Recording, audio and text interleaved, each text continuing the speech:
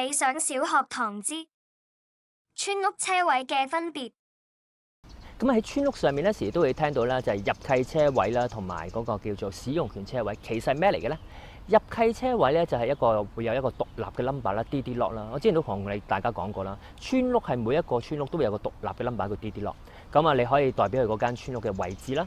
而入契車位都有獨立嘅 DD lot。咁啊，顧名思義咧，就佢可以獨立去貨賣嘅。即係你間屋賣咗個車位未賣係可以嘅，或者調翻轉都可以。咁呢個就係入契嘅車位。而使用權車位通常發生喺邊啲地方咧？就係啲屋苑啦。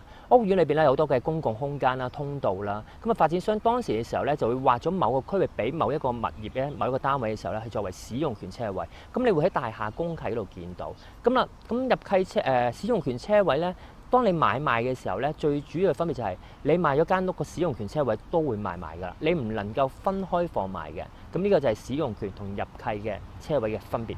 就第三種啦，咁好多時有啲人時話，喂買村屋啦，基本上泊車唔係問題啦，亂咁泊都得啦，好多地方都係泊咗冇人知啦。咁當然有好大你係泊咗冇人知嘅，但係好多時咧，其實喺村屋嘅附近範圍咧，好多都係私人嘅土地啦。你泊咗嘅時候咧，其實人哋係會問你收翻嗰個停車場費用嘅。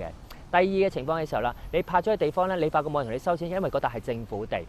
政府地嘅時候，你泊咗喺度嘅時候咧，係冇人收錢。但係啦，嚴格嚟講咧，警察入到村嘅時候啦，雖然好少入啊，佢有冇權抄咧？係有權抄牌嘅，但係佢唔等於佢知道嗰笪地係政府地嘅，因為睇落係唔似嘅。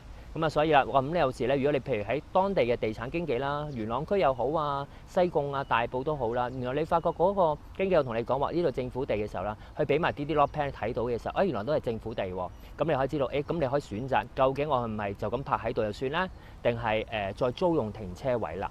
今段片已經完結，歡迎留低你嘅睇法同問題，記得 like、share 同 follow我哋。